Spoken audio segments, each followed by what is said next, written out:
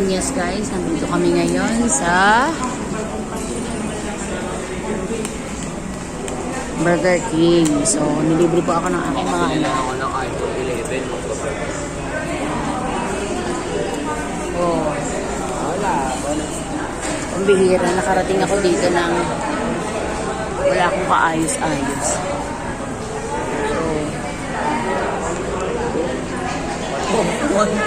Akala ko naman kakilala mo, close kayo. Ang pabo. Yan. Sa kami guys.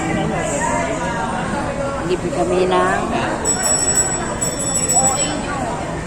Ngayon yung anak ko yung iPhone 11 natin. Bili ng ating princess. okay. Gusto ko 11 Pro. Thank you sa vlog. Kapal ng mukha.